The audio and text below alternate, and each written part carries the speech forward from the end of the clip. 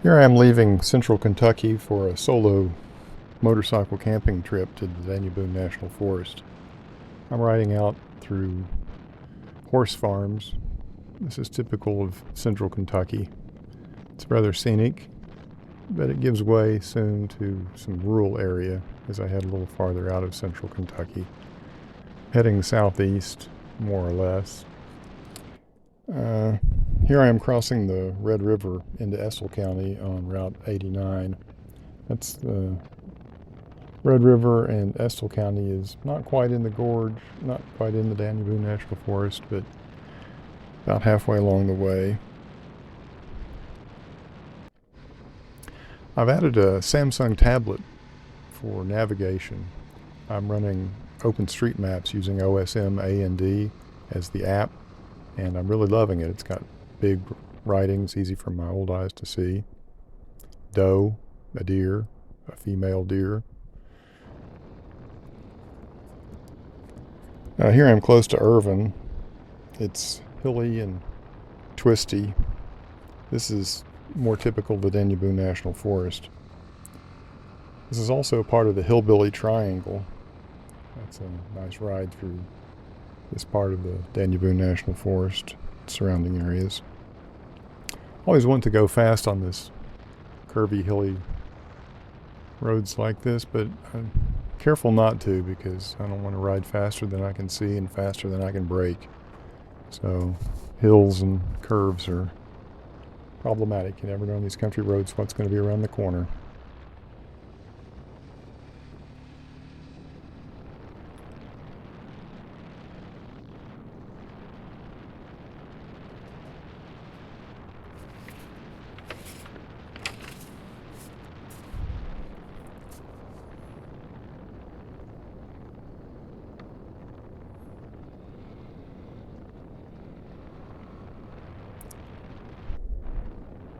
Well, I'm getting close now. I'm off on what I thought was going to be a gravel road, but it's a little single-lane country road. But this part didn't last too long, and then it turned into a gravel road, which is actually less gravel and more dirt than I was expecting. I selected a site that I thought was a possible campsite using just a topo map online and on my OpenStreetMaps. It has topo maps as well. This part's not quite as maintained as I imagined it would be. It's hard to tell that sort of thing. I'm stopping fairly often. I'm also looking off to the sides. A lot of sand and rock and ruts through here. I'm looking for a campsite, but I'm up on top of a ridge, so it's a bit steep rolling off each side, and the terrain's a little not only steep but wooded, and there's really not a good place to stop and do some wild camping or primitive camping like I plan to do. Kind of fun riding, although I'm mindful of the fact that I'm riding solo. So I'm riding slowly and carefully, stopping to check and look around and kind of get some situational awareness.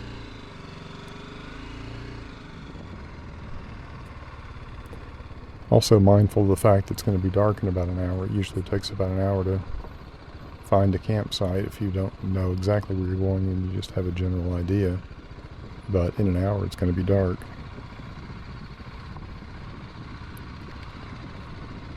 In picking a campsite, the rule is 300 feet from the road or a stream. That's hard to do in this type of terrain. But up here it's not going to be very much enforced, so I don't think that's going to be a problem.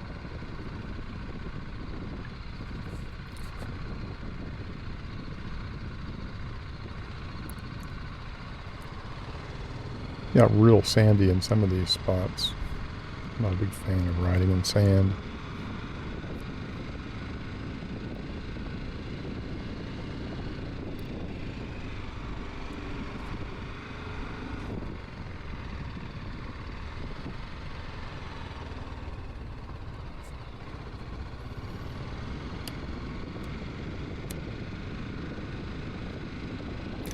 This was the 4th of July Independence Day 2023.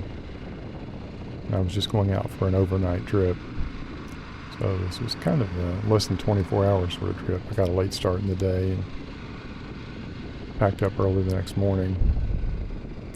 Here I found a little road off to the right. This is another ridge that intersected with this ridge, but then it drops down rather quickly. I started riding down through here and almost immediately got a bad feeling. Not quite banjo music, but it just didn't feel right. I went ahead a little farther, but ultimately decided not to go down through here, and I turned around and headed back out again.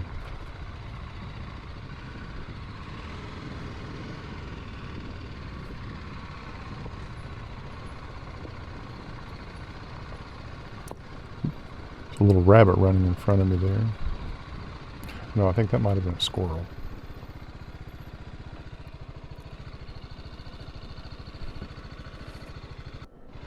Well, I'm back up on the original road now.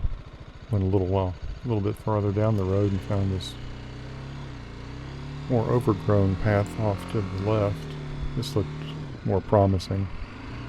So again, I'm mindful of the fact that I'm out in the middle of nowhere and don't want to fall.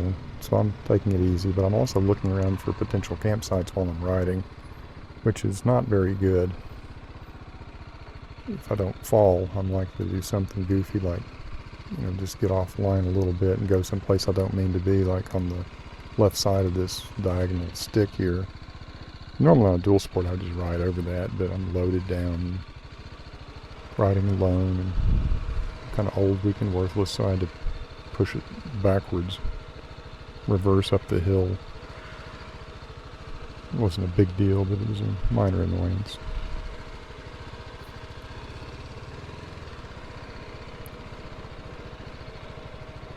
But I'm liking the lay of the land here. This looks like some place where I'm likely to find a decent camp spot. I'm also looking at my GPS, and I've got a potential campsite that's a little farther down the road that I turned off. So this is a possibility that I also have that as a backup. So it's continuing on the other road. But I didn't have to go too far. I decided that while this place looks a little trashed up, it's definitely some place that other people have camped before. There wasn't a fire ring or anything, but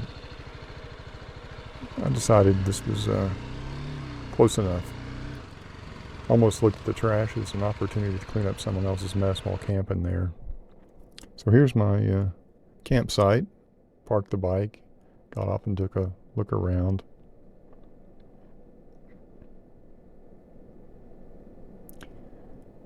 Here you can see how I was navigating. Over on the left there, you see the little checkered flag. That's the possible campsite that I picked out originally, and then the blue dot is where I ended up. So I took that turn there. So I'm actually pretty close to where I thought I'd be. Just I never did ride down and take a look at the other spot. Who knows what's down that road? Might come back and take a look. But I'll put up my hammock between these trees. See my jacket hanging up there and my helmet down below it.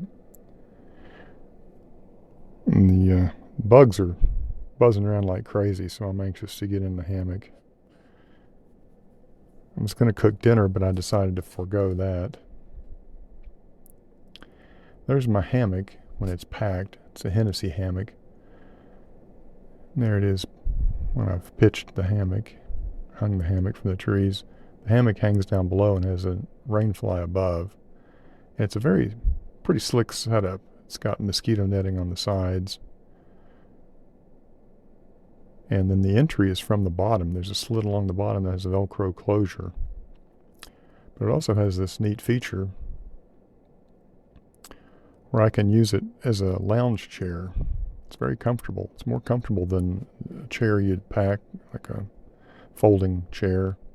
And it saves me the weight and the bulk in my pack. That folding chair that I have is about 6 liters, and I have a 66-liter pack, so it's almost 10% of my pack volume. Very comfortable. You can rock in it. You can sit there and cook, or just sit and look out if it's raining. I've got a rain fly over me. Very comfortable.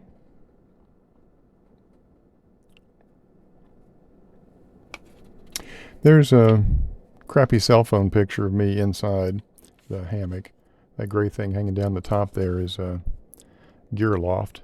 It's good to put things like cell phones in there. I can clip my glasses across the ridge line. Down on my lap you can see the tablet I took off the bike. I listened to 3 albums before going to bed since I turned in early.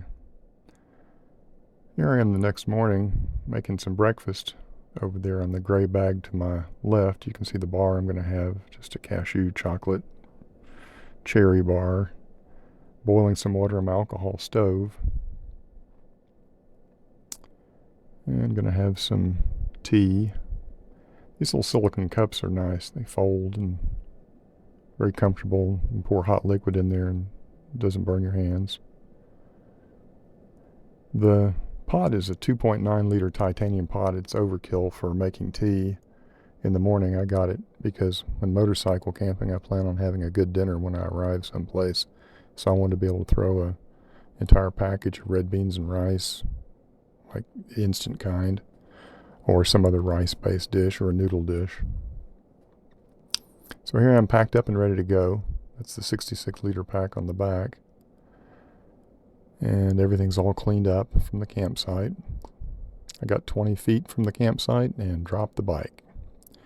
I was thinking I should just ride up through the sparse woods, but that wasn't such a good idea. I should have gone out the way I came in. I was angling up a hill and ran into a stick that was underneath at a diagonal, hidden in the leaves. So I improvised a Spanish windlass from 100 feet of paracord I had. I just looped it from the back of the rack, so the downhill side of the rack. I couldn't pick up the bike. It was leaning downhill. But I managed to use the Spanish windlass to the sticks over there. I just twist them and it pulls the bike up. It pulled it about halfway up and then had enough tension on it. I was able to lift it the rest of the way. The bags down there I used to stop the windlass from unwinding, but then I had to put all that away. Rode home rather carefully after that, being very careful because I was hot and tired. Got to Richmond and had a burrito and a nice glass of iced tea, and I felt a little more rested after that, but I was still careful riding on the way home after this. I did pick up a little hitchhiker, had an inchworm I found on me. Apparently it was still on there from my campsite. So at this point I'm on US 25 heading north at the Kentucky River here. So I'm on the south side of the Kentucky River getting ready to cross the river. It's a nice curvy, windy road past a scenic overlook, heading down into the gorge. There's a pretty good drop-off going down, so they have to put in a lot of switchbacks to make a reasonable gradient, not have you descending too quickly. It's a nice long sweeping set of turns on the way down. And again, I'm tired at this point, but a little bit rejuvenated from having had some lunch. But I'm still taking it slow and careful.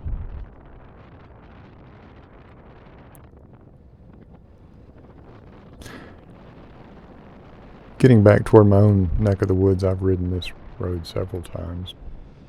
But I can definitely feel tired, and it's kind of sad to be this tired after only an overnight camping trip. It makes me think about people doing the Trans-America Trail and putting down 250 miles every day. This is the Interstate 75 bridge that crosses the Kentucky River. This is actually the first view of it, riding down this long set of twisty switchbacks. I'm riding down, and at the bottom of the hill there's a single lane steel bridge. So there's always concern about having to wait while other people come across. Sometimes there'll be a big long line of cars, but I timed it pretty well this time. There were a lot of people coming across, but I didn't have to wait long at the bottom.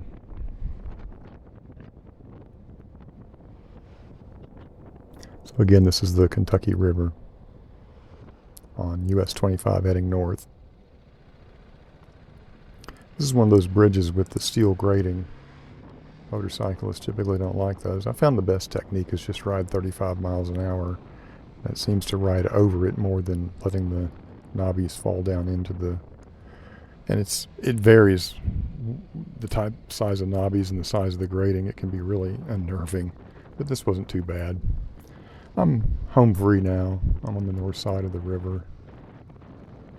There's the second view of the Interstate 75 bridge that crosses the Kentucky River. But I'm homeward bound now. It's just not too much farther home. It's a pretty easy ride from here on in. So I'm looking forward to being home, and there I am back at home. 119 miles round trip for the trip to the Daniel Boone National Forest and back, and I'm already looking forward to the next big adventure.